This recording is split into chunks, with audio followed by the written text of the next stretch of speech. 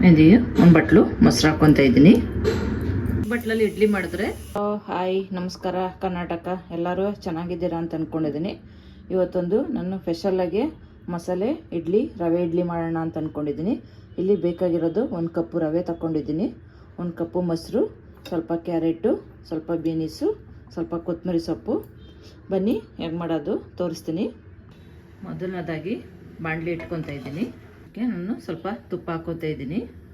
ನಾನು 1 ಬಟ್ಲು ರವೆ ಹಾಕೊತಾ ಇದ್ದೀನಿ.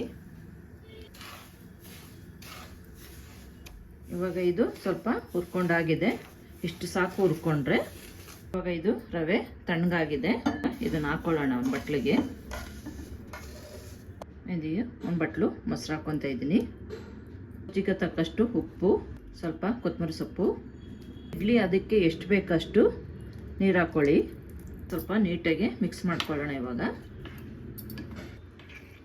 ಇಲ್ಲಿ ನಾನು ಸ್ವಲ್ಪ ಎಣ್ಣೆ ಹಾಕೊತಾ ಇದ್ದೀನಿ,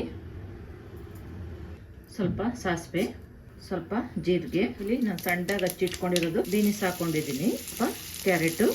ಸ್ವಲ್ಪ ಚೆನ್ನಾಗಿ ಎಣ್ಣೆಗೆ ಫ್ರೈ ಮಾಡ್ಕೊಳ್ಳೋಣ.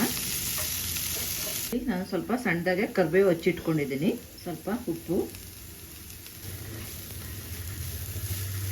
ಸ್ವಲ್ಪ ಚಿಲ್ಲಿ ಪೌಡರ್ ಹಾಕೊತಾ ಇದ್ದೀನಿ, ಸ್ವಲ್ಪ ಶುಂಠಿ ಬೆಳ್ಳುಳ್ಳಿ ಪೇಸ್ಟು.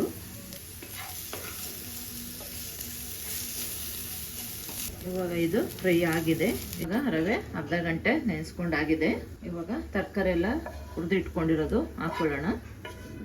ಇದೆಲ್ಲ ಇವಾಗ ನೀಟಾಗಿ ಮಿಕ್ಸ್ ಮಾಡ್ಕೊಳ್ಳೋಣ. ತುಂಬ ಗಟ್ಟಿನೂ ಇರಬಾರ್ದು, ತುಂಬ ತೆಳ್ಳು ಇರಬಾರ್ದು. ನಾನು ಸ್ವಲ್ಪ ಎಣ್ಣೆ ಸವರ್ಕೊತಾ ಇದ್ದೀನಿ. ನಾನು ಇಡ್ಲಿ ಹಿಟ್ಟು ರೆಡಿ ಮಾಡ್ಕೊಂಡಿರೋದು ಹಾಕೊತಾ ಇದ್ದೀನಿ.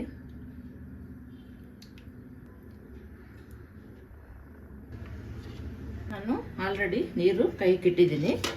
ಇವಾಗ ಇದು ಇಡ್ಲಿ ಬಟ್ಲು ಮಾಡಿಕೊತಾ ಇದ್ದೀನಿ. ಒಂದು 10 ನಿಮಿಷ ಬೇಯಿಸ್ಕೊಂಡ್ರೆ ಸಾಕು. ರವೆ ಇಡ್ಲಿ ರೆಡಿಯಾಗಿದೆ. ತಿನ್ನಕ್ಕೆ ಬಟ್ಲಲ್ಲಿ ಇಡ್ಲಿ ಮಾಡಿದ್ರೆ ಚೆನ್ನಾಗಿರುತ್ತೆ.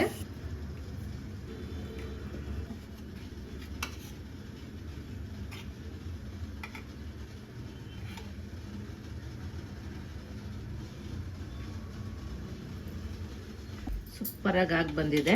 ಮಾಡೋ ಅಡುಗೆ ನಿಮ್ಗೆ ಇಷ್ಟ ಆಗಿದ್ರೆ ಲೈಕ್ ಮಾಡಿ, ಕಮೆಂಟ್ ಮಾಡಿ, ಶೇರ್ ಮಾಡಿ, ಸಬ್ಸ್ಕ್ರೈಬ್ ಮಾಡಿ. Thank you.